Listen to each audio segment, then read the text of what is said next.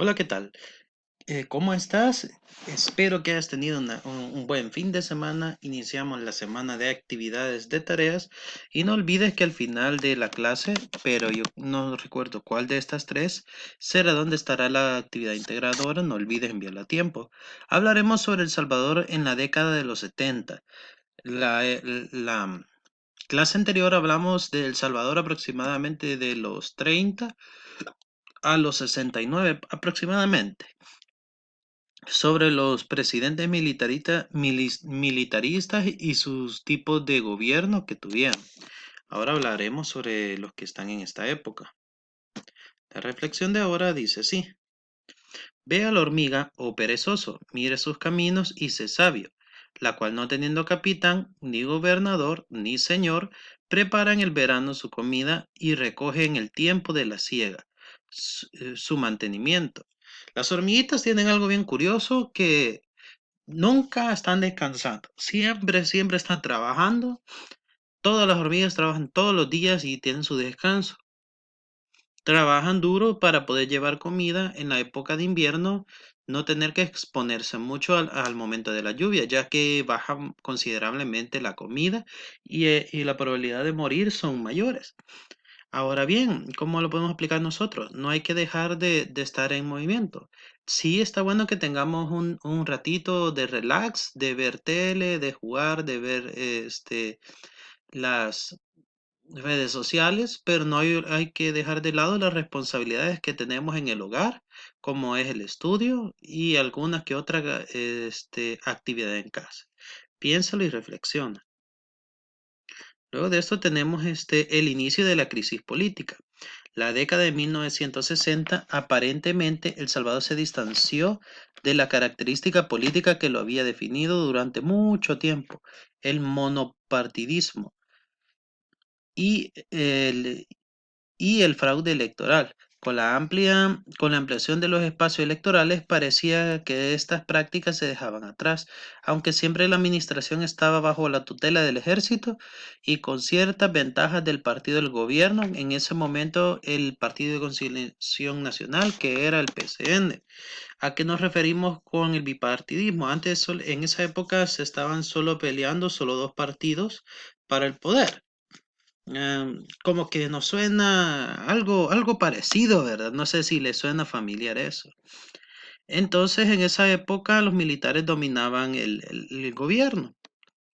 Para estas elecciones de 1900, no me acuerdo si fue 1969 o 72, no me recuerdo. Fue las elecciones presidenciales, donde ya había un gran alza en popularismo en partidos de izquierda, y se miraba evidentemente la derrota por el fracaso de los militares. Pero recordemos que los militares tenían el poder y aún así podían hacer fraude electoral. Si pueden observar, hay una banderita verde parecida al PDC. No es el PDC, es un partido llamado UNO. Ya iremos hablando un poco de él. En la década de los 70, vio cerrarse los espacios que generaron muchas expectativas. La oligarquía no podía ver con buenos ojos un proceso orientado al cuestionamiento de sus intereses. Los gobiernos militares, en un tal contradicción, dieron marcha atrás en este proceso que ellos mismos habían iniciado. La oligarquía, el poder económico, la oligarquía cafetalera, ellos tenían controlado no solamente la economía del país, sino que el gobierno, porque tenían un matrimonio con el militarismo, el poder económico de los grandes empresarios de El Salvador. No les gustaba esto, que, no, que como que iban a perder el poder del gobierno si perdían los militares, y eso les molestaba.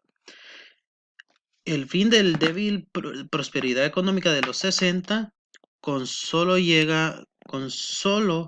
llegó a una minoría de la población, y de lo cual el desmoronamiento de la MCCA fue solo una expresión visible, llevó a una creciente agitación social. La huelga de los trabajadores de la educación, o sea, los profesores antes 21, la protesta de un estudiantado universitario que comenzaba a radicalizarse y la proliferación de las organizaciones populares, especialmente entre los campesinos, provocaron incertidumbre en la clase dominante con una rapidez. Fue trasladada a los altos mandos del ejército que detectaban el poder político. Ya antes, ya no era como 1932, que solamente eran algunos campesinos que se querían rebelar, que estaban en contra de los abusos de poder. No, aquí ya se sumaban los maestros, se sumaban los universitarios.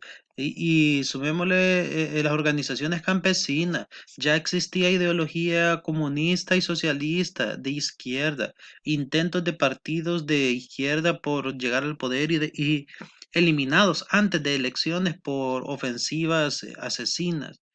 En 1972, la Unión Nacional Opositora, o sea, la UNO, la que les mencionaba que tiene la banderita como el pescado, enfrentó al oficialista Partido de Conciliación Nacional. La oposición se mostraba como una fuerza consolidaria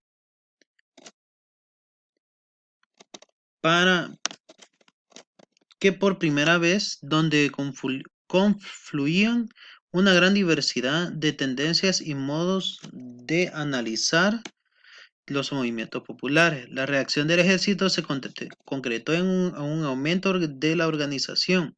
En julio de 1972, el nuevo presidente, el coronel Arturo Molina, ordenó la intervención de las Fuerzas Armadas en la Universidad de El Salvador, en la UES, por ser considerada un nido de comunistas. La Universidad de El Salvador tiene una historia bien peculiar. Se dice que ahí se iniciaron los primeros revolucionarios, ya que era la universidad donde se podía un poco hablar de libertad sobre los temas políticos. Por ende, la Universidad Nacional se consideró como el nido del FMLN. Ahora bien, no es que haya sido malo, recordemos que, como les dije un día, la luz es el conocimiento y el conocimiento los guió a la verdad. Esta era la organización del campesinado. Campesinado como organización opositora influenciada por el retorno de los emigrantes de Honduras, aumento de campesinos expulsados de las tierras que arrendaban, la teología de la liberación. En la última década, el interés de la diversificación de cultivos como el algodón, el azúcar, trajo consigo cambios en la tendencia de la tierra. Ya no solamente se pensaba en ellos, sino que las propiedades comenzaron a expulsar gradualmente los campesinos de los lotes arrendados que hasta entonces habían sembrado, lo que afectó la economía del autoconsumo y empezaron a comprar de otro lugar. Por otra parte, el regreso de la población que había emigrado a Honduras, que en su mayoría pertenecían a la zona rural del país y que también trabajaba la tierra, agravó este proceso. En el 71 y el 75 el porcentaje de las familias sin tierra pasó del 29.1% al 40% y su ingreso promedio anual decreció 249 colones, que estamos hablando que para esa época un colón era mucho dinero. El regreso de los migrantes hondureños, como veníamos diciendo, existió un congreso campesino en 1965 y existió una organización llamada Unión de Trabajadores de Campo, llamada UTEC, que más adelante lo iremos viendo. Reflexionemos, ¿consideras positiva la teología de la liberación? ¿Y cuál serían sus posibles vacíos? Que tengas un buen día, Dios te bendiga.